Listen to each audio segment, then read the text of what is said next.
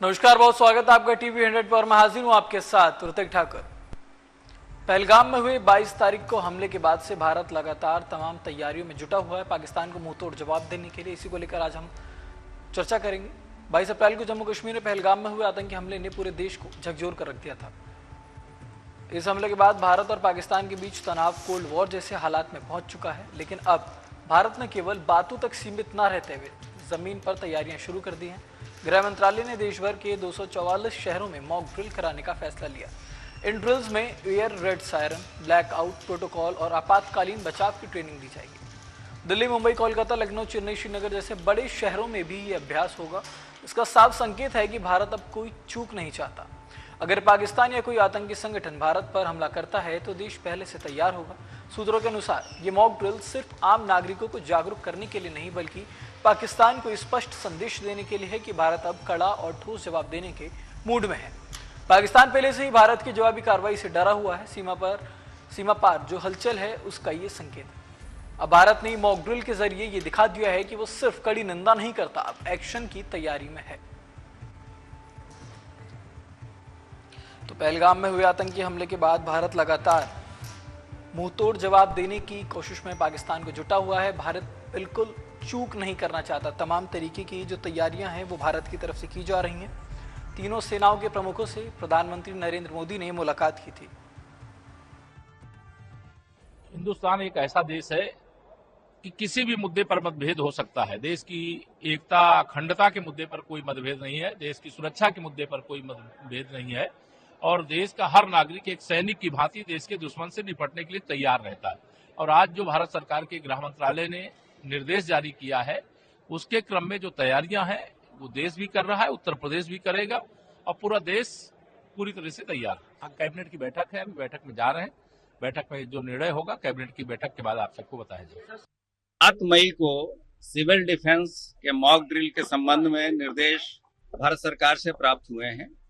वहां से जैसे 19 जिले आइडेंटिफाइड हैं, जिसमें एक जिला ए कैटेगरी में है, 2 जिले सी कैटेगरी में है, रेस्ट सभी जिले बी कैटेगरी के हैं। लेकिन यहाँ की संवेदनशीलता को मद्देनजर रखते हुए शासन द्वारा ये निर्देश दिए गए हैं कि सभी जिलों में और जितने भी हमारे वर्टिकल्स हैं, जैसे सिविल एडमिनिस्ट्रेशन है, पुलिस एडमिनिस्ट्रेशन है, फायर सर्विसेज हैं, डिजास्टर रिस्पांस फोर्स है, सभी के साथ मिलके ये मॉक ड्रिल और प्रिपेयर्डनेस रखा जाए ताकि आकस्मिकता की स्थिति में हम लोग उन चीजों से निपट सकें। देखिए, पंजाब के लगभग 20 डिस्ट्रिक्टों में मॉक ड्रिल होगी। उसके लिए पंजाब के सभी सिविल डिफेंस के और पंजाब पुलिस के हमारी सभी एजेंसियां जो हैं वो जो है होम मिनिस्ट्री के साथ मिलकर मॉक ड्रिल में भाग लेंगी और हम अपने नागरिकों को अवेयर करेंगे कि कैसे जंग के हालात में कैसे उसका टाकरा करना है, कैसे मुकाबला करना है। तो हम बिल्कुल इस मॉक ड्रिल में अच्छे तरीके से भाग लेंगे। 1971 के बाद का पहली बार का ये अनाउंसमेंट हुई है और हम इसके लिए पूरी तरह तैयार है। नरेंद्र मोदी जी ने जो कॉल दी है, दिल्ली की जनता, ये दिल वालों की दिल्ली है।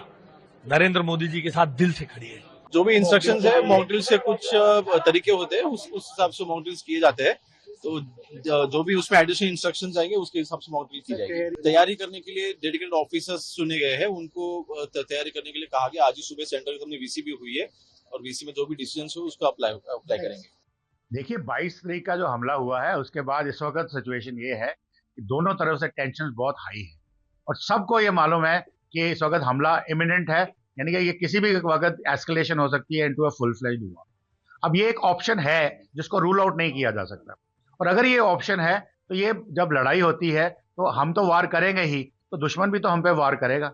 उनका एयर अटैक हो सकता है, मिसाइल अटैक हो सकता है। तो वो जहां कहीं पे भी सिविल एरिया में अटैक होता है हिंटरलैंड के अंदर, तो वहां पे जो लोगों की जान और माल की जो हानि है वो निश्चित है। अब उस हानि को कैसे कम किया जा सके। और दूसरा मैं आपको ये बता दूं कि जो लड़ाई लड़ते हैं वो देश की सेनाएं अकेले नहीं लड़ती हैं, वो सिविलियंस भी साथ लगते हैं, पूरा देश लड़ाई लड़ता है। पैनिक तो होना ही नहीं चाहिए। ये ट्रेनिंग इसीलिए हो रही है कि आपको पता होगी ये ऐसी चीज होगी तो कोई फर्क नहीं पड़ता। आप अगर नेसेसरी एक्शन ले लेंगे तो आपको कोई भी जान या किसी भी चीज का खतरा नहीं है। और ये देश के अंदर एक तरह से नेसेसरी है। जैसे आजकल आप देख रहे हैं टेररिस्ट एक्शन के लिए क्या हुआ है, आप कहीं पे भी जाइए सड़क के ऊपर, कोई अगर अननोटिस्ड या कोई ऐसी चीज पड़ी होती है जो अट्रैक्टिव है, कोई उसको आजकल उठाने नहीं जाता, वो सीधा पुलिस को बताता है कि भैया वहां पर एक सूटकेस पड़ा है या एक छोटी सी आइटम पड़ी है। क्यों? तो हमारे को पता है कि ये टेररिज्म के जमाने के अंदर हर चीज के अंदर आईईडी हो सकती है। सो ये जो सिविल लोगों के लिए अवेयरनेस है बहुत जरूरी है, बिकॉज वही तो स्ट्रेंथ है इस देश की। तो इसी अहम मुद्दे को लेकर आज हम चर्चा करेंगे। इस चर्चा में हमारे साथ शामिल होने के लिए कुछ मेहमानों की पैनल में मौजूदगी मैं आपको तारुफ करा दूं। मेहमानों से हमारे साथ doctor V N Jha, retired group captain जुड़े हुए हैं, रिटायर्ड मेजर जनरल जेकेएस परिवार हमारे साथ जुड़े हुए हैं परिहार, और एलन राव पूर्व डीसीपी हमारे साथ जुड़े हुए हैं। बहुत स्वागत है आप सभी मेहमानों का। मेरे साथ वीएन झा जी जुड़े हुए हैं। सबसे पहले वीएन झा जी, मैं आपकी प्रतिक्रिया लेना चाह रहा हूं। मॉक ड्रिल की बात हो गई है, क्या लगता है अब जो भारत है उसने एक तरीके से जंग का जो बिगुल है वो बजा दिया है? नहीं ऋतिक, ये जो सिविल डिफेंस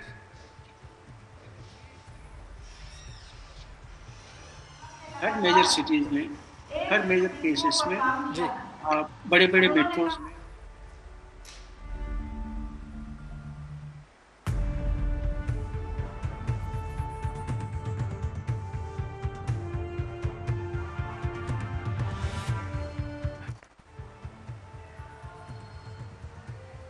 ठीक है। तो वीएन झा जी की हमारे पास आवाज नहीं पहुंच पा रही है। फिलहाल मेरे साथ रिटायर्ड मेजर जनरल जेकेएस परिहार जी जुड़े हुए हैं। परिहार जी, मैं आपके पास आना चाह रहा हूं। वीएन झा जी की आवाज हम तक नहीं पहुंच पा रही है। 1971 के बाद अब ये मॉक ड्रिल की जा रही है, क्या लगता है कितना अलग 1971 से ये वाला मॉक ड्रिल होने वाला है?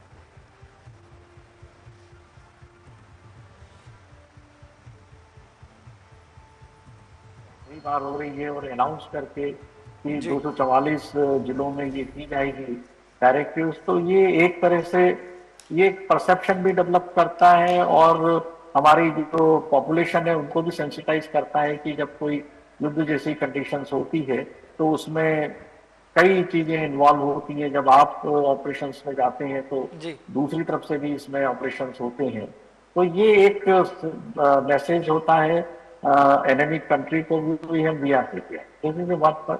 ये इसका पहला पार्ट होता है जब मैसिव मॉक ड्रिल इकट्ठी की जाती है। इस तरह के मॉक ड्रिल जो है वो दूसरे देशों में रेगुलरली होती रहती हैं। चाइना ने भी किए थे 2020 के पहले तिब्बत में।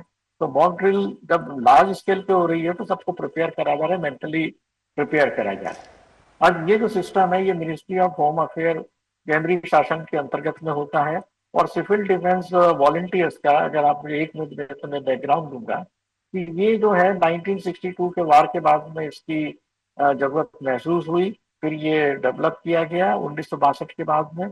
1965 में भी इसमें रीथिंकिंग हुई और फिर इसको एक प्रॉपर सिविल डिफेंस एक्ट 1968 बनाया गया, जिसमें कि डिजास्टर मैनेजमेंट, वार कंडीशंस, यानी अनयूजुअल कंडीशंस में डेवलप करने, प्रोटेक्शन देने के लिए और सपोर्ट करने के लिए दूसरे ऑर्गेनाइजेशन को इसकी स्थापना की गई। और तब ये कहा गया कि इसमें करीब 11 लाख 12 लाख वॉलंटियर्स होंगे, तो हम करीब 6 लाख वॉलंटियर तक पहुंच चुके हैं।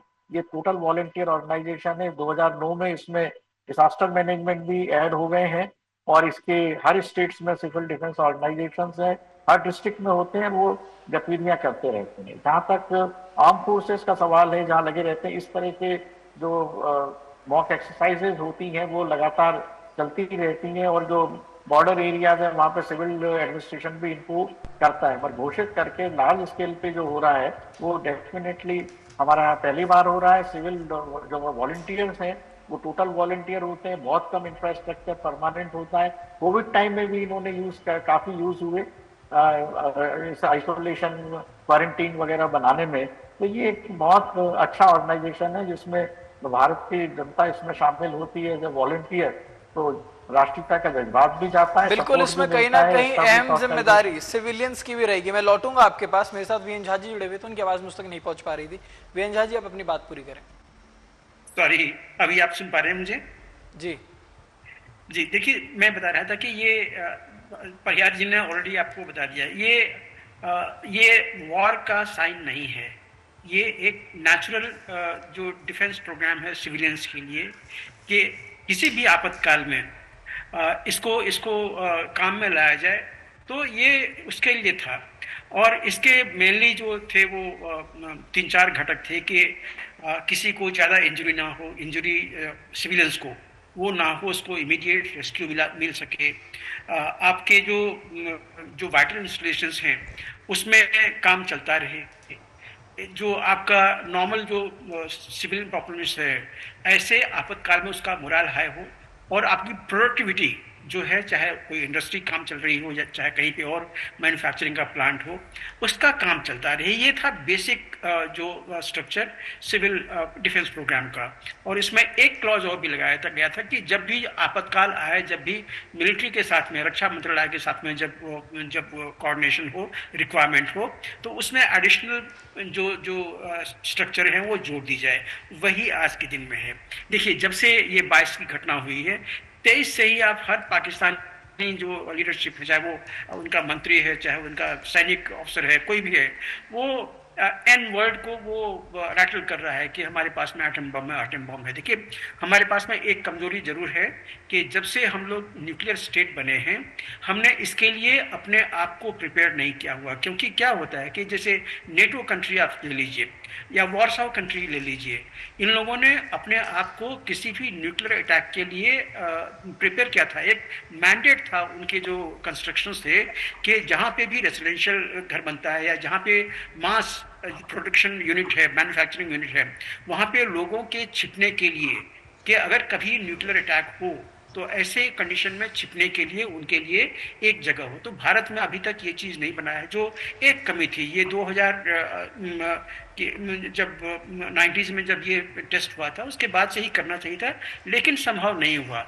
हमारे यहाँ पे थ्रेशोल्ड ऑफ जो टेरर का जो अटैक है, न्यूक्लियर टेरर का अटैक या न्यूक्लियर अटैक का, वो बहुत कम है, प्रोबेबिलिटी बहुत कम है, इसलिए ऐसा शायद नहीं किया हुआ, मेरा अनुमान है। लेकिन आज के दिन में जब ये जो सारे पाकिस्तानी लोग ये रैटल कर रहे हैं अपने आप को न्यूक्लियर वर्ड के साथ में, तो ये एक लाजमी चीज है कि हम अपने आप को तैयार करें। हम पहले से तैयार रहेंगे तो वो ज्यादा रहेगा। Prevention is better than. सिर्फ मैं आधा मिनट और जोड़ता हूँ। उसमें एक मास वार्निंग सिस्टम है जो सायरन होती है। ये सायरन बजा के आप लोगों को अलर्ट करते हैं। ये सिस्टम हमारे फौज में ऑलरेडी है। एयरफोर्स में मैं खास करके बताता हूँ कि हर साल ये हमारे यहाँ पे PAD होता है, हम लोग पैसिव एयर डिफेंस बोलते हैं। मोस्टली सारे डिफेंस एस्टैब्लिशमेंट करते हैं कि आप ये मॉकअप एक्सरसाइज करते हैं, मॉक ड्रिल करते हैं कि अगर कोई दुश्मन का जहाज आया, आपके पास में बॉम्ब गिरा के चला गया, न्यूक्लियर बॉम्ब गिरा के चला गया, केमिकल, बायोलॉजिकल, NBC वॉरफेयर का भी उसमें इंक्लूडिंग होता है, तो उसमें आपका रिस्पॉन्स क्या हो। तो ये हम लोग हमेशा करते रहते हैं, इंक्लूडिंग जो लाइट को हम लोग ये ऑफ करते हैं। यहाँ तक कि सिविलियन पॉपुलेशन जो हमारे आसपास में होता है, वहाँ भी हम कंप्लीट डार्क आउट ये करते हैं।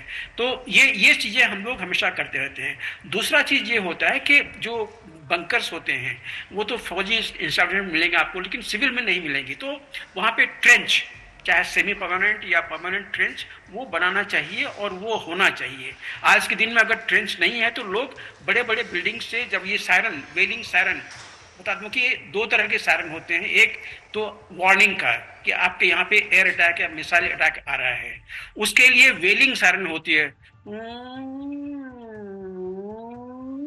और ये चलता रहता है लगभग 3 मिनट तक।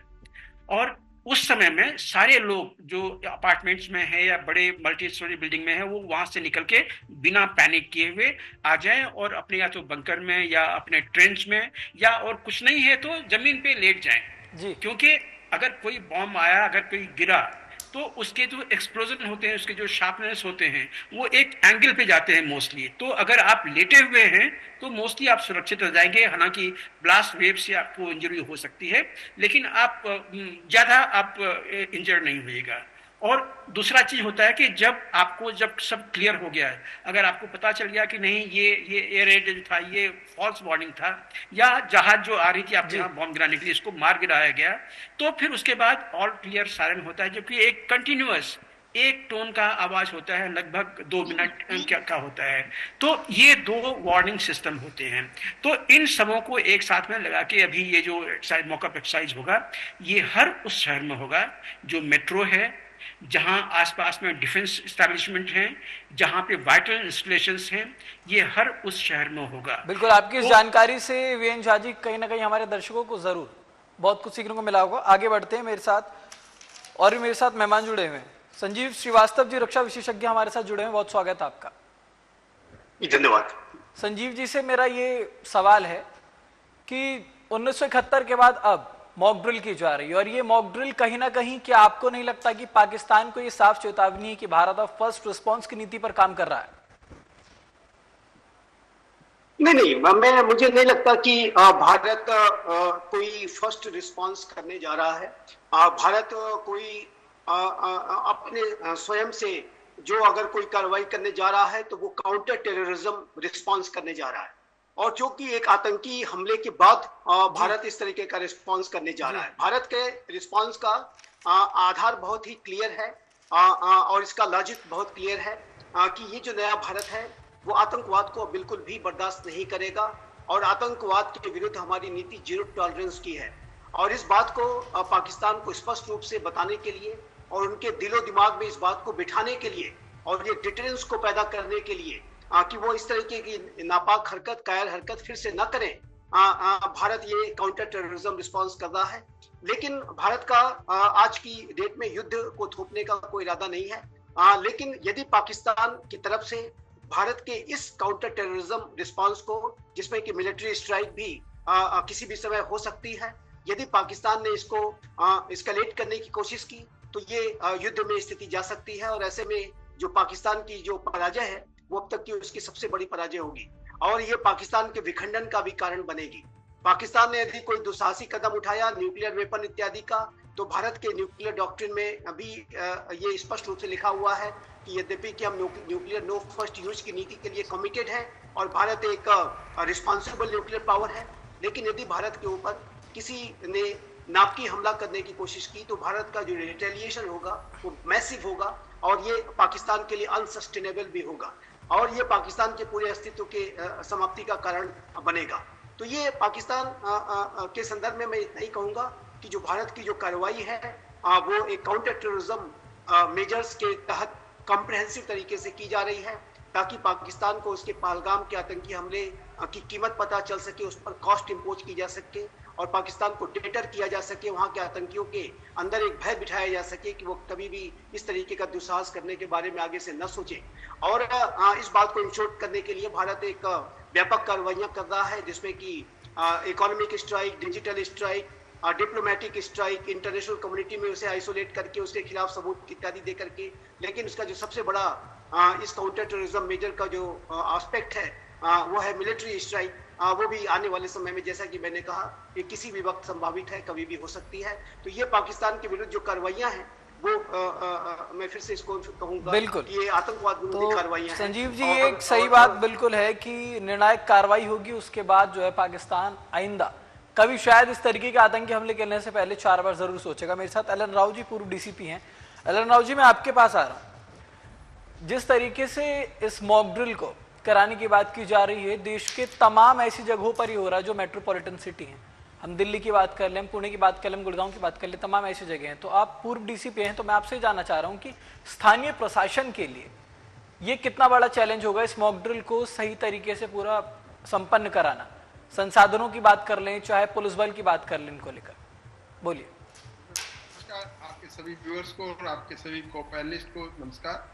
और ये जो मॉक ड्रिल का जो अभी डिसीजन हुआ है सरकार की तरफ से, कल से शायद शुरू हो जाएगा, ये बहुत जरूरी है, क्योंकि जैसा श्रीवास्तव जी ने बताया कि हम शांतिप्रिय देश हैं, हम कोई किसी के साथ अपनी पहल नहीं करना चाहते झगड़े की, लेकिन इसका मतलब ये भी नहीं है कि कोई हम पर आतंकी अटैक करता है और हम सहन करते रहें। तो ये इस बार मैं समझता हूँ निर्णायक डिसीजन होगा, और पूरा अप्रीहेंशन ये रहेगा कि जब भी आर्मी अटैक होगा, कहीं हमारी तरफ से हो या उनकी तरफ से हो, तो डेफिनेटली हमें अपने आप को बचाने के लिए, अपनी जनता को, अपने नागरिकों को बचाने के लिए एक प्रकार से उनका मनोबल, यानी कि उनको साइकोलॉजिकली, फिजिकली और मेंटली प्रिपेयर रखें कि किस प्रकार से कुछ भी अगर है तो हमें क्या करना है। घबराना नहीं है, सबसे इंपॉर्टेंट बात है। पैनिक ही नहीं होना है, घबराना नहीं है और सरकार के डिसीजंस के साथ रहना है। कोई ये ना समझे कि पता नहीं क्या होने वाला है। तो ये एक ड्रिल होना बहुत जरूरी है और ये जो सिविल डिफेंस का के थ्रू होता है, और सिविल डिफेंस का मैं आपको बता दूं, हर पुलिस स्टेशन एरिया में, पूरे इंडिया के हर पुलिस स्टेशन एरिया में कुछ वॉलंटियर्स होते हैं सिविल डिफेंस के, और वो और साथ साथ होम गार्ड्स के भी जवान होते हैं। वो सब मिलकर इस प्रकार की ड्रिल करते हैं। एक डिस्ट्रिक्ट लेवल पे जो कि हमारा जो राजस्व विभाग होता है, डिस्ट्रिक्ट लेवल होता है किसी भी जिले का, वो इसको ऑर्गेनाइज करते हैं। और जैसे अभी 244 जगहों को चिन्हित किया हुआ है, उन जगहों पर ये किया जाएगा। वो चिन्हित करने की वजह ये होती है, वो बड़े इंपॉर्टेंट इंस्टॉलेशंस होते हैं, खासतौर से मेट्रोपॉलिटन सिटीज और हमारे जो अहम जो संस्थान हैं, जो कि चाहे वो डिफेंस के हों, चाहे वो कमर्शलाइज करने के लिए हों, चाहे वो एयरपोर्ट्स हो, चाहे वो और कोई ऐसे जो संस्थान हैं जिनको प्रोटेक्ट करना हमारा बहुत जरूरी है, वहां उनको चिन्हित किया गया है। और इसके साथ साथ पब्लिक को ये भी अवेयर करना है कि किस प्रकार से ऐसे सायरन से डरना नहीं है, घबराना नहीं है। सायरन दो प्रकार के अभी बता रहे थे मेजर साहब कि दो प्रकार के सायरन्स होंगे। झा साहब बता रहे थे कि एक प्रकार एक सायरन होगा जो कि ब्रेकिंग में होता है, इसका मतलब एयर रेड होने वाला है, और एक प्रकार जब उनको खत्म हो जाएगा उसके बाद एक कंटिन्यूएशन में एक सायरन होगा। ये पब्लिक की अवेयरनेस है और मैं समझता हूँ टीवी चैनल्स और अखबार के जरिए आम पब्लिक को ये पता लग जाएगा और वो इसके यूज टू हो जाएंगे, क्योंकि ये अभी 1962 के बाद पहली दफा हो रहा है। 1971 के बाद, 62 में तो सिविल डिफेंस का हुआ था, 62 के बार के बाद। 71 के बाद ऐसा जो सायरन वाली प्रैक्टिस है, जो मॉक ड्रिल रिहर्सल है, वो अभी हो रही है, शायद 59 साल के बाद। तो लेकिन ये होना बहुत जरूरी है। पब्लिक को भी पब्लिक को भी ये कन्विंस करना कि हाँ ये बहुत जरूरी है, हमारे देश की सुरक्षा और संप्रभुता को संरक्षित रखने के लिए बहुत जरूरी है। और मैं एक बात बड़ा बता देना, स्पष्ट शब्दों में बता देना चाह रहा हूँ कि हम बिल्कुल तैयार हैं और हम किसी से डरने वाले नहीं है, चाहे वो कोई भी कितनी गीदड़ धमकी दे कि हम परमाणु बम, अरे परमाणु बम तो तब छोड़ोगे जब तुम छोड़ने लायक बचोगे। अगर हम कोई चूड़ियां पहने हुए थोड़ी बैठे हैं, हम भी तो जवाब देंगे। आपको पता लग जाएगा कि क्या परमाणु बम की शुरुआत करने का नतीजा क्या होता है। खत्म हो जाएगा इंडिया, संसार के देश से पाकिस्तान का नाम निशान खत्म हो जाएगा। परमाणु बम उन्होंने शुरू किया तो हम नहीं चाहते परमाणु बम यूज करना, क्योंकि हमारी ट्रीटी में है कि हम पहल नहीं करेंगे। हम दूसरा पूरे उस प्रकार के, जैसे अभी बता रहे थे श्रीवास्तव साहब, कितने प्रकार के हमें टारगेट्स हैं। मिलिट्री प्रेशर है, इंटरनेशनल प्रेशर है और इकोनॉमिकल प्रेशर है, वो सारे साधन हमने शुरू कर दिए हैं। लेकिन परमाणु बम बहुत लास्ट अटैक रहेगा। बाकी हाँ दूसरे प्रकार के बम इधर से होगा। जब लड़ाई होती है तो ये सब चीजें, नुकसान सब जगह होता है, लेकिन हमारे यहाँ पक्का ये बात है कि हमारा कम से कम होगा और उधर ज्यादा से ज्यादा नुकसान होगा। मैं आम जनता को ये बताना ये चाह रहा हूँ कि कोई घबराने की जरूरत नहीं है। ये बहुत हमारे देश के हित के लिए, जो भी कुछ होगा हित के लिए होगा। किसी प्रकार की पैनिक फैलाने की जरूरत नहीं है और मेंटली प्रिपेयर रहें युद्ध के लिए। और ये युद्ध होना बहुत ही इनएविटेबल हो गया। अब इस स्टेज पर इतनी एस्केलेशन हो गई है। बिल्कुल एलन राव जी, ये तो साफ देखा भी जा रहा है कि देश इस वक्त एकजुट है, आम जनता लगातार सरकार के साथ है। लेकिन इस पर एक सवाल मेरे जहन में उतरता है जो मैं संजीव श्रीवास्तव जी से लेना चाहूंगा। संजीव जी, मॉक ड्रिल कराई जा रही है, जनता को कहा जा रहा है लगातार कि आप मेंटली प्रिपेयर रहें, लेकिन जनता के मन में बहुत सारे सवाल आ रहे हैं, जैसे कि अगर इस तरह की कोई चीज होती है तो वो शेल्टर कहां पर लें। अगर सायरन बजता है तो सायरन का भी क्या कोई अलग अलग वैरायटी है, क्योंकि कैसे पता लगेगा मिसाइल का सायरन क्या है, ड्रोन का सायरन क्या है। इसको लेकर सर आप हमारे दर्शकों को थोड़ी सी दे हिदायत। देखिए, सबसे पहले जैसा कि राव साहब ने कहा, मैं आपके चैनल के माध्यम से भी और राव साहब की बात को आगे बढ़ाते हुए ही मैं कहूंगा कि आम जनता को कोई पैनिक करने की आवश्यकता नहीं। और भारत की जो सेनाएं हैं, भारत का जो पूरा सुरक्षा तंत्र है, वो अपने राष्ट्र की रक्षा के लिए संकल्पबद्ध है। और हमारे पास सभी तरीके के ऐसे रिसोर्सेस हमारे पास मौजूद हैं, बहुत ही पावरफुल और स्ट्रॉन्ग एयर डिफेंस सिस्टम्स मौजूद हैं, जिसकी वजह से पाकिस्तान के किसी भी एरियल रेड को हम हवा में ही नस्तानाबूद कर सकते हैं। हमारे पास S-400 जैसी जो मिसाइल्स हैं, एयर डिफेंस सिस्टम्स हैं, जो कि किसी भी एरियल टारगेट को, चाहे वो मिसाइल हो, चाहे वो फाइटर जेट्स हो, उनको हवा में ही गिरा सकते हैं। उनके किसी भी तरीके के बॉम्ब्स को हवा में ही नस्तानाबूद कर सकते हैं। और हमारा जो एयर डिफेंस का जो रिस्पांस है वो बहुत ही रोबस्ट है। इतना कहने के बाद ये मैं कहूंगा कि ये जो सिविल डिफेंस के द्वारा ये जो ड्रिल्स कंडक्ट की जा रही हैं, ये अपनी आत्मरक्षा की जो पूर्व तैयारियां हैं उसको करने के उद्देश्य से की जा रही है। और राष्ट्र के लोगों को इस बात का आगाह करने के लिए भी की जा रही है कि किसी भी कंटिजेंसी, किसी भी युद्ध की स्थिति में अपने आप को कैसे बचाया जाए, किस तरीके के स्टेप्स लिए जाएं, कौन से ऐसे प्रोसीजर्स अख्तियार किए जाए जिससे कि किसी भी आपातकालीन स्थिति में लोग अपनी रक्षा कर सके। और उसके लिए जो डिटेल्ड गाइडलाइंस हैं और डिटेल जो डायरेक्टिव्स हैं वो आने वाले समय में सरकार के द्वारा टीवी चैनल्स के माध्यम से और समाचार पत्रों के माध्यम से, सोशल मीडिया के माध्यम से जारी किए जाएंगे। बस उसका जनता को अभी इंतजार करना होगा। ये कुछ ही समय में इस तरीके की जो डायरेक्टिव्स है, एडवाइजरी है, वो सभी जारी की जाएंगी। और उसको जहां कहीं भी ये जो ड्रिल कंडक्ट की जा रही है वहां पर जनता को पूरी तरीके से कोऑपरेट करने की आवश्यकता है। ये राष्ट्र की सुरक्षा का, राष्ट्र की अस्मिता का प्रश्न है। और ये आतंकवाद जैसी एक कुख्यात व्यक्ति के ऊपर विजय को हासिल करने के संकल्प के साथ भी हमें करना होगा। और जाहिर है कि आतंकवाद के ऊपर विजय हासिल करने का जो संकल्प है इस नए भारत का है, लेकिन साथ ही साथ हमें अपनी आत्मरक्षा की तैयारियां भी पूर्ण रखनी होगी। तो ये इस संदर्भ में चाहे वो ब्लैकआउट हो, चाहे एयर रेड साइलेंस हो, चाहे वो अन्य मेजर्स के माध्यम से कि यदि कोई हमला होता है तो किस तरीके से कहाँ जाकर के अपने आप को का बचाव करें, किस पोजीशन में अपने आप को ले लें, किस तरह से ले जाएं। और साइलेंस के संबंध में जो डिफरेंट साइलेंस है उसके संबंध में भी सरकार की तरफ से स्पष्ट रूप से जानकारी आगे आने वाले समय में दी जाएगी। तो उसका भी केयरफुल तरीके से उसका अनुपालन करें जो भी डायरेक्टिव से एडवाइजरी दी जाती है। तो ये मेरा मानना है कि ये जो तैयारियां हैं ये भारत अपनी युद्ध की स्थितियों को डील करने के लिए और अपनी राष्ट्र की रक्षा के संदर्भ में कर रहा है। लेकिन जैसा कि मैंने कहा कि ये जो राष्ट्र है, हमारा जो राष्ट्र है, अपनी रक्षा के लिए जो जितने भी इम्पोर्टेंट डिफेंस इक्विपमेंट्स हैं सभी की तैनाती की जा चुकी है। और किसी भी तरीके की जो एरियल चैलेंज और एरियल अटैक्स इत्यादि होंगे पाकिस्तान की तरफ से जो हो सकते हैं और नहीं भी हो सकते हैं, लेकिन भारत को अपने आप को पूरी तरह से अलर्ट मोड में रखने के लिए तैयारियां की जा रही हैं और जनता को इसमें पूरी तरीके से कोऑपरेट करने की आवश्यकता है। गवर्नमेंट के द्वारा जो भी एडवाइजरी जारी की जाएगी उसके संदर्भ में बहुत ही उनको उसका पूरी तरह से अनुपालन करने की आवश्यकता है। फिर से अंत में मैं कहूंगा, पैनिक करने की जरा भी आवश्यकता नहीं है और किसी भी तरीके की बेचैनी, घबराहट जैसी स्थितियों में जाने की जरा भी आवश्यकता नहीं है। ये राष्ट्र समर्थ है, सक्षम है, संकल्पबद्ध है और हम अपने राष्ट्र की रक्षा करने के लिए पूरी तरह से तैयार हैं। चलिए, बिल्कुल आपकी इस बात से कहीं ना कहीं हमारे दर्शकों को काफी ज्यादा तसल्ली जरूर मिली होगी। मेरे साथ रिटायर्ड मेजर जनरल JKS परिहार जी जुड़े हुए हैं। परिहार जी, मेरा आपसे एक सवाल है, ये जो मॉक ड्रिल है, इस मॉक ड्रिल की लगातार पूरा देश सराहना कर रहा है, कहीं ना कहीं विश्व स्तर पर भी इसकी सराहना जरूर हो रही होगी, लेकिन हमारे देश के अंदर इस पर विपक्ष थोड़ा सा निशाना साध रहा है, वो इसे नाटक बता रहा है। राफेल को भी लेकर के उन्होंने बयान दिया था कि राफेल नहीं खिलौना है, लेकिन मैं आपसे ये जानना चाह रहा हूं कि इस तरीके की जो रणनीति भारत तैयार इस बार कर रहा है, 26/11 पे भी हमला हुआ था, लेकिन उस वक्त यूपीए की सरकार थी, उस वक्त विपक्ष की तरफ से ऐसा कुछ भी जो स्टेप है वो नहीं लिया गया, लेकिन अब अगर भारत सरकार की तरफ से स्टेप लिया जाता है तो विपक्ष जिस तरीके से हमलावर है, नाटक बता रहा है, क्या ये सही है? और अगर ये गलत है तो उसकी जवाब दें आप। सवाल का जवाब जो है वो राजनीतिक प्रवक्ता ही दे सकते हैं। हम लोग इस बात में बिल्कुल स्पष्ट रहते हैं कि कोई भी चीज जो है, हम जब एज ए डिफेंस एक्सपर्ट आए हैं। नहीं सर, मैं आपसे ये जानना चाह रहा हूं क्योंकि विपक्ष ये कहता है कि अभी सेना जितनी मजबूत है। मैं इस मामले में बिल्कुल स्पष्ट हूँ, कोई भी कंट्रोवर्शियल पॉलिटिकल कमेंट्स में इसमें नहीं दूंगा। और जहां तक सवाल है, सारी पार्टियों ने ऑफिशियली डिक्लेयर किया हुआ है कि हम प्राइम मिनिस्टर के साथ में प्राइम ठीक है। मिनिस्टर। तो दूसरे सवाल की तरफ बढ़ते हैं सर, दूसरे सवाल की तरफ बढ़ते हैं।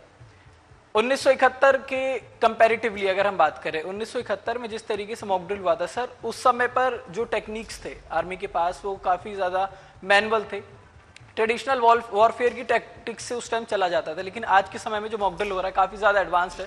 मल्टीनेशनल की अगर हम बात करें, वॉर की टेक्निक्स हमारे पास, हम एक्सरसाइज कंडक्ट करते हैं, तो उस समय के कंपैरेटिवली आज की जो मॉक ड्रिल है इसमें कितना कुछ अंतर है? बिल्कुल बहुत फर्क होता है। आफ्टर 50 साल के उसमें तो दुनिया पूरी बदल गई। 50 साल पहले मैं 17 साल का था, मैं 65 क्रॉस कर गया। तो टेक्नोलॉजी जैसे आपने लाए, बदले हैं, तरीके बदल गए हैं।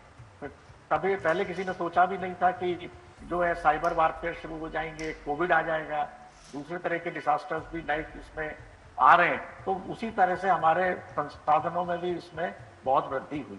और मॉक ड्रिल जो हो रही है बेसिकली, जैसा मैं पहले संजीव जी का बहुत धन्यवाद करूंगा, अभिनंदन करूंगा, उन्होंने बहुत ही अच्छे शब्दों में, अच्छी हिंदी में, स्पष्ट रूप से बहुत अच्छा समझाया। मेरा काम उसमें हल्का हुआ, सब लोगों को हमें इसमें समझ में आया है। और मैं आपको बता दूं कि ग्रेजुअली जो है भारत में भी जो है डिजास्टर मैनेजमेंट के ऊपर काफ़ी अवेयरनेस बढ़ी है। जैसे कि आपने बताया कि बॉम्बे ब्लास्ट हुए थे, उसके बाद में कोविड आया, बीच में अर्थक्वेक के हुए हैं। तो जहाँ जहाँ इस तरह की घटनाएं घटी हैं, कई हर जो है कोई भी डिजास्टर होता है वो हमको एक जो है एक तरह की शिक्षा देके जाता है। कई क्षेत्रों में, स्कूलों में जो है करिकुलम में बच्चों को जो है डिजास्टर मैनेजमेंट की फायर का अगर होता है, भूकंप आता है या कोई बीमारी फैलती है, कोई बम मिलता है, तो उसको कैसे पहचानना और कैसे अपने आप को सुरक्षित रखना है, इसके करिकुलम चलाए जा रहे हैं। ये एक बहुत बड़ा उसमें जो संभावनाएं जो उसमें आएंगे। इसी तरह से फायर फाइटिंग हो, अर्थक्वेक मैनेजमेंट हो, वो सारे भी सिविल डिफेंस ऑर्गेनाइजेशन के वॉलंटियर्स उसके करते रहते हैं। तकनीकें बदली है, संसाधन बदले हैं, तरीके बदले हैं, मगर बात एक बिल्कुल स्पष्ट है कि हमें हर वक्त तैयार रहना चाहिए। आप जैसा झा साहब ने बताया था, संजीव ने बताया कि भाई हमें अब कोई चीज को हाथ नहीं लगाते हैं कि बम हो सकता है, तो अवेयरनेस बहुत बढ़ रही है। लोग, जैसे हमारे प्रधानमंत्री ने कहा है कि आपदा में जो है आपको एक नया उसमें वो मिलता है, रास्ता मिलता है। हम भी तैयार हो रहे हैं, देश पूरी तरह से तैयार है। प्रधानमंत्री के पीछे पूरी 140 करोड़ की भारतवासी एकजुट होकर लगे हुए हैं और हम अपना काम अवश्य करेंगे, सफलता के साथ करेंगे। हम अपने दुश्मनों को मुंह तोड़ जवाब देंगे। बिल्कुल, मुंह तोड़ जवाब देने की तैयारी में भारत पूरी तरीके से। ठीक है, मैं वीएन झा जी के पास आना चाह रहा हूँ। वीएन झा जी, ये मॉक ड्रिल किया जा रहा है, इस मॉक ड्रिल के जरिए कहीं ना कहीं इस चीज का आकलन किया जाएगा कि हम कितने तैयार है और हमारी जो जनता है, आम जनता है, वो उससे जूझने के लिए कितनी तैयार है। लेकिन मैं ये जानना चाहूंगा कि इस मॉक ड्रिल का जो विश्लेषण है, कि इस मॉक ड्रिल के बाद वो विश्लेषण कौन सी इंटेलिजेंस एजेंसियां हैं जो करेंगी?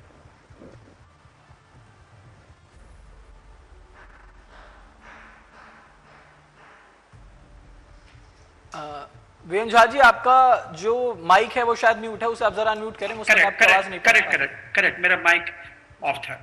देखिए, ये मॉक ड्रिल जो है, ये हम तो सालों से, दशकों से हम फेस करते आ रहे हैं। जब से 74 में हमने कॉलेज ज्वाइन किया था, मिलिट्री कॉलेज, तभी से ये यूजुअली हमारी रूटीन है। और एयरफोर्स में तो ये बिल्कुल रूटीन है, क्योंकि एवरी ईयर हमारा एक कमांड एयर सेफ्टी रिक्वायरमेंट की टीम होती है, वो हर साल आती है। तो उसमें ये सारे एक्सरसाइज होते हैं, लेकिन इसको हम वहाँ पे लिमिट नहीं करेंगे। सारे लोगों ने आपको सारी चीज़ें बता दी हैं, लेकिन मैं कुछ और चीज़ ऐसे बताना चाहूँगा जो हमारे, जो आपके जो दर्शक हैं या हमारे सिटीजन हैं, उनके यूजफुल होगा। देखिए, एक एप्रीहेंशन डाला गया है 23 तारीख से लोगों के मन में, पाकिस्तान द्वारा, पाकिस्तान के एस्टैब्लिशमेंट द्वारा, कि हमारे पास ये है, हमारे पास ये है, ये है, ये है, और वो हम दिखाने के लिए नट हैं। तो मैं आपके चैनल के माध्यम से बता दूं बड़े संजीदगी से और सौम्य शब्दों में कि भारत के पास में अग्नि है, अग्नि 1, अग्नि 2, अग्नि 3, अग्नि 5, सारे डिफरेंट रेंजेस के हैं। भारत के पास में पृथ्वी है, पृथ्वी 2, पृथ्वी 3, Pralay, Agni prime, MR SAM, QR SAM, Rudram, Shaurya. और याद रखिए, ये शौर्य हाइपरसोनिक मिसाइल है, इसको आप हल्के में ना लें। निर्भय, ब्रह्मोस, नाम लेते चाहिए। कॉन्टिजेंट्स ऑफ ये मिसाइल्स हैं हमारे पास में, और ये जितने की मैं नाम अभी गिना रहा हूँ, ये ऑलरेडी इंडक्टेड है सर्विस में। तो अगर पाकिस्तान ये सोचता है कि वो हमें अपने वो कुछ मिसाइल के नाम सुना के हमें डरा देगा, तो पाकिस्तान बहुत बड़ी गलती कर रहा है।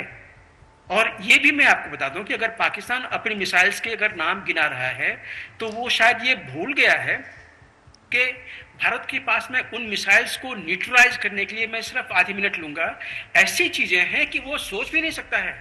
अभी हमारे एक प्रवक्ता ने बताया कि हमारे पास में AS-400 है। अरे वो तो एक छोटी सी चीज है। पृथ्वी प्रद्युम्न एयर डिफेंस सिस्टम, इसमें 2 तरह के मिसाइल्स हैं और दोनों एक्सोस्फेरिक एज वेल एज एंडोस्फेरिक, मतलब बैलिस्टिक मिसाइल अगर आपके ऊपर में आए तो उसको 80 किलोमीटर दूर ही उसको खत्म कर देगा, 80 किलोमीटर ऊपर एटमॉस्फेयर से ऊपर। तो वो चीजें हैं। हमारे पास में बराक 8 है, हमारे पास में QR सैम है, हमारे पास में इसके बाद तो फिर वो पिचोरा है, ओसाका है, स्पाइडर, कब, स्ट्रेला, तुंगस्का, शिल्का और इग्ला के तो बहुत सारे वेरिएंट्स हैं। अरे कहाँ कहाँ क्या क्या गिनती कीजिएगा। और इन सब चीज के अलावा मैं बताता हूँ, छोटी सी चीज बताता हूँ, हमारे पास में INS ध्रुव है जो खास करके इसी बैलिस्टिक मिसाइल्स विध्वंसक के लिए है। तो आप वो आप मत गिनिए। भारत आज के दिन में इतना सशक्त है मिसाइल लॉन्च करने में भी और आने वाले मिसाइल्स को विध्वंस करने में भी, कि आप देखते हैं कि भारत में प्रधानमंत्री जो है वो बड़े आसानी से बिल्कुल चैन से हैं कि पाकिस्तान क्या बोल रहा है उसके पर हम ध्यान दे ही नहीं रहे हैं। और जैसे भी संजीव जी ने कहा, अरे हम तो वॉर के लिए जा ही नहीं रहे हैं। बिल्कुल झा जी, पाकिस्तान कुछ कह नहीं रहा है, लेकिन ये जो अटैक हमारा है ये पाकिस्तान में रह रहे उन जिहादियों के खिलाफ है जिन्होंने हमारे यहाँ पे पहलगाम किया हुआ है या उससे पहले और भी कुछ अटैक किया हुआ है। ये अटैक उनके ऊपर में है और UN ये चीज समझे कि भारत अपना जो सेल्फ डिफेंस का जो राइट है उसको एक्सरसाइज कर रहा है। तो हम लोग बिल्कुल निश्चिंत हैं, कम से कम फौजी जितने लोग हैं वो निश्चित हैं। आप लोगों के द्वारा में सिविलियंस को आप चीज बिल्कुल बता दीजिए कि आप लोग बिल्कुल निश्चित रहिए, ये जो मॉक एक्सरसाइज है ये मॉक ही है, मतलब आप ये अपने आप को सिमुलेट करते हैं कि आप बिल्कुल। ये कहीं ना कहीं वो वाली कहावत है जो बच्चों को स्कूल में ही पढ़ाई जाती थी कि prevention is better than cure. पहले से ही अगर हम तैयारी करके रखेंगे तो वो मजबूती की तरफ लेकर चलती है। संजीव जी मेरे साथ जुड़े हुए। संजीव जी, मैं आपके पास आना चाहूंगा। पाकिस्तान किसी भी तरीके की जवाबी कार्रवाई ज्यादा से ज्यादा 4 दिन तक के लिए भी मुश्किल से झेलेगा, 96 घंटे तक की क्षमता है। लेकिन इस बीच बयानों की अगर मैं बात करूं तो पाकिस्तान लगातार बयानों से जरूर दम भर रहा है।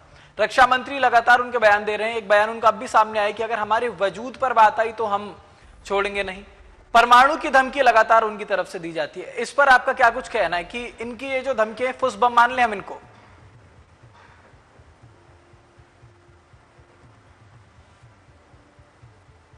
संजीव जी सुन पा रहे हैं आप?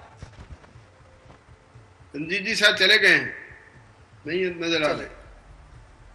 टेक्निकल खामी है, संजीव जी हमारे साथ नहीं जुड़े हुए। मेरा बिल्कुल यही सेम सवाल आपसे है, मेजर जनरल JKS परिहार जी आपसे है। सवाल सुना होगा अगर आपने तो, वरना मैं रिपीट। हाँ जी हाँ, बिल्कुल सुना है। और एक तरह से अगर हम आर्मी लैंग्वेज में बात करें या डिप्लोमेटिक में करें तो चाहे आप अगर हार भी रहे हो, आपको पता है कि आप वहां पर टिक नहीं सकते, इसीलिए आप वर्ल्ड ऑर्डर में दफ्तर कटोरा लेके घूमते रहेंगे, मगर एक जोश बनाए रखना हर फौज के लिए और अपने देश के लिए करना होता है। तो ये उसी तरह की उनकी एक्सरसाइज है। अंदर उनको पता है कि ना तो उनके पास में गोला बारूद है, ना उनके पास में इतना ईंधन फ्यूल है, ना उनके पास में इतने संसाधन है कि वो एक हफ्ते भी लड़ाई लड़ सके। तो ये एक तरह से अगर वो बोलना पहले ही रोना शुरू कर देंगे तो उनकी फौज तो भाग खड़ी होगी, वो तो वार में पहुंचेंगे ही नहीं। तो ये एक तरह का होता है, जंग का बिगुल बजेगा। तो आप अपनी तैयारी करने की कोशिश कर रहे हैं या इसी माहौल में भारत जो है वो अपनी कार्रवाई को थोड़ा रेस्ट्रिक्ट कर दे, ये शायद उनके दिमाग में चलता है। और कोई भी आप सब समझते हैं कि कोई भी युद्ध होता है, ये जो चीज होनी है कैसे होनी है ये ना टीवी डिबेट में पता लगेगी ना रूटीन में होगा। क्या डिसीजन है आज जो लोग सरकार में बैठे हुए हैं, प्रधानमंत्री, रक्षा मंत्री, तमाम दूसरे गृह मंत्री, विदेश मंत्री, तीनों सर्विस चीफ, CDS एंड बाकी भी जितने सिक्योरिटी पैरामिलिट्री फोर्सेस के हैं, इंटेलिजेंस के हैं, उनको ग्राउंड लेवल की सिचुएशंस का आज की क्या वास्तविकता है वो वाकिफ है। वो जितना इसमें जो है सरप्राइज एलिमेंट होता है उतनी वो कार्रवाई अच्छी होती है। तो पाकिस्तान की दीगर धमकियों से हमें कोई फर्क नहीं पड़ता है, वो अपना घर बचाने के लिए ऐसे कर रहे हैं तो वो करते रहेंगे, उससे हमें क्या फर्क पड़ता है। ठीक है, ठीक है। एलन राव जी मेरे साथ पूर्व DCP हैं। एलन राव जी, मैं आपके पास आना चाहूंगा।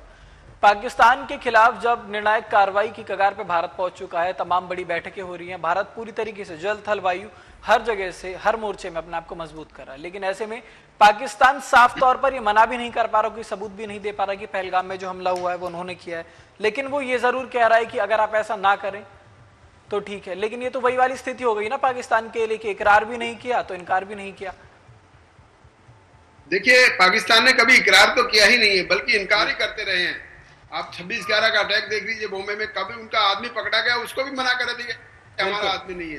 तो पाकिस्तान की तो फितरत रही है कि कभी भी मतलब किसी को अटैक कर देंगे, कहते हैं हमारा तो कोई रोल ही नहीं है। ये तो सभी को मालूम है, विश्व को मालूम है, हम नहीं पहले, पूरा विश्व जानता है कि सरकार डिनायल मोड में रहता है। पाकिस्तान सरकार डिनायल मोड में रहती है कि हमेशा उनको मनाही करना होता है, फिर भी शरारतें करने से बाज नहीं आ रहे। कई सालों से हमारे देश के साथ में हमारी इकोनॉमी को इन्होंने काफी बर्बाद करने की कोशिश की है, लेकिन फिर भी हम सजग हैं, सशक्त हैं और हर चीज का मुकाबला करने के लिए तैयार हैं, चाहे वो फ्रंट आर्मी फ्रंट पे हो, चाहे वो किसी भी फ्रंट पे हो।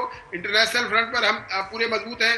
हमारे देश की, जैसे अभी डॉक्टर वीएन झा साहब ने बताया कितना मजबूत हमारे परिवार साहब, ये दोनों आर्मी के बड़े सीनियर ऑफिसर्स हैं। और एक बात बड़ी सही है, परिवार साहब ने जैसे बताया कि जो भी कुछ होगा ना, ये मीडिया की नजरों में भी नहीं होगा, बहुत कुछ सीक्रेट कई बिल्कुल ये चीजें, मैं इस बात से बिल्कुल सहमत हूं एलन राव जी की ये चीज आनी भी नहीं चाहिए। कुछ ऐसी चीजें होती है जो कॉन्फिडेंशियल रहनी चाहिए। जितनी आएंगी, ये सारा मीडिया, सोशल मीडिया, अखबार, सारे ये पाकिस्तानी सबसे पहले देखते हैं कि भारत में क्या हो रहा है। तो हमारी जो सीक्रेट बातें हैं वो कभी नहीं आनी चाहिए। और मैं हमारा जो मीडिया है बड़ा फोर्थ पिलर बोलते हैं, ये रिस्पॉन्सिबल मीडिया है। मैं समझता हूँ कि हमारी जो सीक्रेट बातें हैं वो बिल्कुल इस पे अपनी उसकी वजह से नहीं आनी चाहिए, लेकिन हाँ फिर भी कुछ जानकारी, कुछ रणनीतियां, एलन राव जी मैं आपकी बात से पूर्ण रूप से सहमत हूं। कुछ रणनीतियां ऐसी होती हैं जिन्हें कॉन्फिडेंशियल रखा जाता है। फिलहाल मैं आप चारों मेहमानों को रोकूंगा, मेरे साथ बने रहिएगा, एक वक्त है। चर्चा में आगे बढ़ेंगे, हमारे साथ वीएन झा जी जुड़े हुए हैं। मैं वीएन झा जी आपसे इस चीज पर जानकारी लेना चाहूंगा। पाकिस्तान आर्थिक तंगी से तो जूझ ही रहा है, ये पूरा विश्व जान रहा है कि पाकिस्तान आर्थिक रूप से कितना मजबूत है, वो जितना बोलता है नहीं। लेकिन ऐसे में पाकिस्तान अपने अंतर कलह से भी टूट रहा है, क्योंकि अंदर की अगर हम बात करें, खैर पख्तूनवा की बात कर ले, बलूच की बात कर लें, ये उसके बाद कल आपने शायद सुना भी होगा, हमारे साथ पाकिस्तान से एक पत्रकार जुड़ा था, उन्होंने खुद कहा कि जैश, लश्कर और हाफिज जैसे लोग ये भी पाकिस्तान को अंदर से तबाह करने की कोशिश में लगे रहते। तो क्या लगता है, पाकिस्तान तो अंदर से ही चौतरफा टूट रहा है, तो भारत के प्रहार से क्या हाल होगा उसका?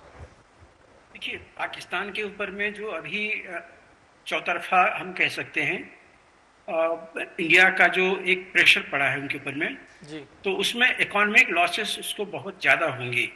एक तो इंडस वाटर ट्रीटी से आने वाले दिनों में, हफ्तों में, महीनों में जो इम्पैक्ट पड़ेगा वो तो आप सोच के दंग रह जाइएगा। लेकिन उसके अलावे जो इमीडिएट जो इम्पैक्ट है, जैसे ट्रेड सस्पेंड हो गया, सारे इंपोर्ट्स उसके सस्पेंड हो गए, चाहे वो डायरेक्टली आ रहा हो या इनडायरेक्टली आ रहा हो। उनके फिल्म एक्टर्स और वो सब जो सिंगर्स वगैरह हैं, उनके इनकम जो है अब यहाँ से नहीं जाएंगे। तो ये सब चीज़ें हो रही हैं। लेकिन एक चीज़ याद रखिए हम लोग, पाकिस्तान बहुत बुरे दौर से गुजर चुका है, जबकि उसको वो IFTF के ग्रे लिस्ट में था, उनके यहाँ पे गेहूं, चावल, आटा नहीं मिल रहा था, तब भी वो ये सारी चीजें करता था, ये हरकतें करता था।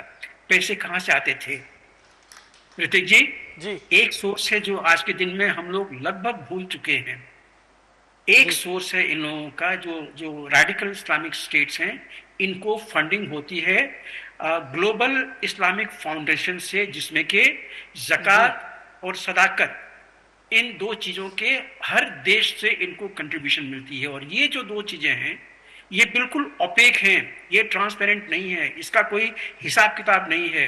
अकेले भारत से ऐसा माना जाता है कि लगभग 60 to 70,000 करोड़ रुपीस ये इसमें उनको आते हैं। क्योंकि मुसलमानों का एक बड़ा सीधा साधा तरीका है कि उनकी जो इनकम होती है उसके 2.5% के आसपास में वो अपना दे देते हैं, मतलब ऑलमोस्ट रिलीजियसली वो देते हैं सामने वाला जो कंट्रोलर है।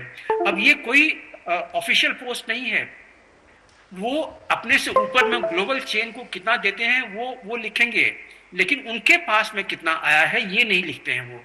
और उसी में से एक बहुत बड़ा बल्क जो है वो लोकल टेरर इंस्टॉलेशंस के पास में चले जाते हैं।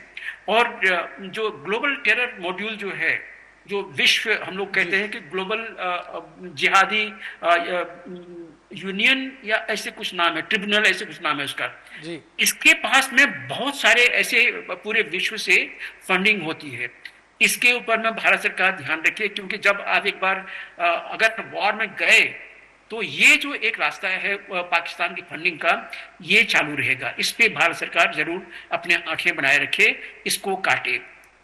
लेकिन बाकी आपने जो कहा कि कितना दिन सस्टेन करेगा, देखिए जो ऑफिशियल फिगर्स हैं, जो उनके गोला बारूद के जो स्टोर्स हैं, इसके अनुसार से वो 5 से 7 दिन तक वो वॉर को सस्टेन कर सकता है।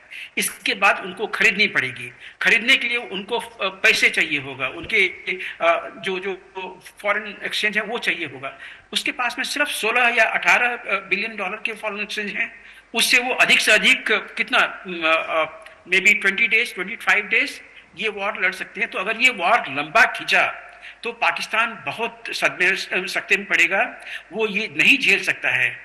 और ये सारे जो फंड हैं वो सिर्फ वो डिफेंस में नहीं यूटिलाइज कर सकता है। तो इसलिए हम लोगों का ये मानना है कि 5वें या 6ठे दिन वॉर के वो जाके चाइना के गोद में बैठेगा कि आप यूएनएससी की मीटिंग बुलाइए और सीज फायर करवाइए। अगर वॉर इंडिया के पास में सीज फायर के ऊपर वीटो लगाने के लिए कोई नहीं है तो हम थोड़े से प्रॉब्लम में आएंगे कि हम इस वॉर को जिस तरह से चाहते हैं उसको खत्म नहीं कर पाएंगे। लेकिन शायद जिस तरह से रशिया से बात हुई है, जिस तरह से यूके हमारे साथ में है, तो और यूएसए भी हमारे साथ में है, तो मुझे लगता है कि प्रॉब्लम नहीं होगी। वेंजा जी, मैं आपको रोकना चाहूंगा। मेरे साथ रिटायर्ड मेजर जनरल जेकेएस परिहार जी भी जुड़े हुए हैं। जेकेएस परिहार जी, मैं आपके द्वारा ये चाह रहा हूं कि आप हमारी जनता को बताएं कि किस तरीके से जनता को और किन चीजों का खास ध्यान रखना चाहिए जब ये मॉक ड्रिल हो रही है, क्योंकि जनता के मन में कहीं ना कहीं एक भय जरूर है। क्योंकि इस तरीके की जो चीजें हैं, मैं अपनी भी बात करता हूं, मेरी पीढ़ी ने भी ये चीज नहीं देखी थी, तो किन चीजों का खास ध्यान हमें रखना चाहिए। जैसे अगर हम मीडिया की बात करें, लोग कह रहे हैं कि सोशल मीडिया पर आप ज्यादा ध्यान ना दें, इन न्यूज चैनल्स पे देखें, क्या कुछ ऐसी चीजें हैं जिनका खास ध्यान फिलहाल अभी रखने की जरूरत है आम जनता को? बहुत अच्छा सवाल आपने पूछा है। और जिस तरह से हमने जब मॉक ड्रिल की शुरुआत करी थी तो जब बात आया कि उसमें डिजास्टर पे हम ध्यान देंगे, अगर आप ध्यान दीजिए, मैंने उस वक्त भी कहा था कि डिजास्टर के तरीके बदलते जा रहे हैं। आग और भूकंप और इस तरह की बीमारियों के अलावा अब जो डिजास्टर हो रहे हैं वो इंफॉर्मेशन टेक्नोलॉजी के। इंफॉर्मेशन टेक्नोलॉजी आज की तारीख में सबसे बड़ा हथियार है। साइबर हैकिंग हो, इंफॉर्मेशन टेक्नोलॉजी, तो कोई भी हमारे यहाँ होता है तो पाकिस्तान और दूसरे जो चाइना जैसे देश जो हैं उसमें एंटी सोशल एक्टिविटीज को काफी अफवाहें फैलाते हैं, कुछ करते हैं। तो हमें इन सब की फेक न्यूज और फेक इंफॉर्मेशन से बचना होना बहुत जरूरी है। जैसे कुछ दिनों पहले एक खबर फैला दी थी पाकिस्तान की तरफ से कि नॉर्दर्न आर्मी कमांडर को जो है वो सख्त कर दिया गया, जब बिल्कुल गलत था। वो 22 अप्रैल के 30 अप्रैल को वो रिटायर ही हो रहे थे, तो वो एक नॉर्मल प्रोसीजर था। तो ये जो है इसमें हमें बहुत ज्यादा सतर्क होना चाहिए कि अफवाहें फैलेंगी कि यहाँ आग लग गई, इन्होंने लगा दी। अफवाहों से बचने की बहुत जरूरत होती है, क्योंकि आज की डेट में सबसे बड़ी जरूरत आज की तैयारी। बिल्कुल, क्योंकि व्हाट्सएप यूनिवर्सिटी बहुत चल गया है, सोशल मीडिया बहुत चल गया है, तो लोग उसके बहकावे में बहुत आ जाते हैं। फिलहाल मेरे साथ इस चर्चा में जुड़ने के लिए आप दोनों मेहमानों का बहुत बहुत धन्यवाद। तो अब आगे बढ़ेंगे, रुक करेंगे इस वक्त की दूसरी खबर का। Dhampur bio Organics limited unit Mansurpur के पेराई सत्र 2024-25 का समापन 2 मई 2025 को हुआ। समापन पूजन पंडित अक्षय तिवारी द्वारा विधि विधान से कराया गया। समापन पूजन के मुख्य यजमान मिल के उपाध्यक्ष सुधीर कुमार रहे। इस साल मिल का पेराई सत्र 179 दिन का रहा, जिसमें मिल द्वारा कुल 1,42,93,000 क्विंटल गन्ने की पेराई की गई। मिल के पेराई सत्र समापन के अवसर पर गन्ना महाप्रबंधक उत्तम वर्मा, फैक्ट्री मैनेजर विश्वस्वान त्रिपाठी, मुख्य प्रबंधक उत्पादन रविंद्र चौहान, महाप्रबंधक तकनीकी प्रवीण शर्मा, महाप्रबंधक वित्त गोपाल गंगवार, शिव कुमार पुंडीर, मगनवीर राणा, विकास खेवाल, अनिल शर्मा, करण सिंह, ब्रजराज यादव, संजीव शर्मा, मोहम्मद फरहान शाहिद, अबुल हसन, सुधीर कुमार सहित काफी संख्या में मिल अधिकारी एवं कर्मचारी मौजूद रहे। मैं आपको बताना चाहूंगा कि इस बार हम लोगों ने 179 डेज मिल चलाई है और 1,42,93,000 कुंटल गन्ने की पेराई की है। जो पिछले साल हमारी गन्ने की पेराई 1,36,67,000 कुंटल थी, उसके सापेक्ष में इस साल हमने 6,26,000 अधिक गन्ना क्रश किया है सेम डेज में। और हमारा जो क्रशिंग एवरेज है वो उसी हिसाब से बढ़ा हुआ रहा है। बहुत अच्छा सीजन रहा है। हमने इस वर्ष के गन्ने का पेमेंट भी 14 अप्रैल तक का सब समितियों के माध्यम से बैंक में चला गया है, जो किसान भाइयों को प्राप्त हो गया होगा। आगे के जो दिन है हमारे, उसका पेमेंट भी हम 2-3 दिन में भेज रहे हैं। तो कुल मिला के हम ये कह रहे हैं कि इस साल का सीजन हमारा अच्छा रहा, लेकिन कुछ गन्ने की जो वैरायटी 238 थी उसमें जो कुछ इन्फेक्टेड हो गया था केन, उसकी वजह से चीनी का पड़ता वो हमारा 9.51 रहा है बी हैवी सीरे पर। बी हैवी सीरे पे हमने फैक्ट्री चलाई थी इस बार, तो हमारा जो चीनी का पड़ता है वो 9.51 है, जो पिछले साल की तुलना में अगर हम तुलना करें तो मोटा मोटा 1% कम है। ये ऐसा फिनोमिना पूरे यूपी में है इस साल, तो उसी के प्रयास में हम इस साल लग रहे हैं कि गन्ने को कीटों से, बीमारियों से बचाया जाए। हमारा पूरा गन्ने का स्टाफ, हमारा अंदर का स्टाफ भी हमने लगाया है फील्ड में, जो रोज खेतों में जाकर समय समय पर दवाइयों का छिड़काव किसान को अवेयर कर रहे हैं कि भाई कितना डोज लगानी है दवाई की, कब लगानी है, समय से लगानी है, पानी कब देना है, यूरिया कितना डालना है, वो सब हम लोग प्रयास कर रहे हैं कि अगले साल हम इस दिक्कत से बच सकें। फिलहाल मेरे साथ इस खास कार्यक्रम में इतना ही। आप बने रही देश दुनिया की तमाम खबरों के लिए सिर्फ TV 100 पर।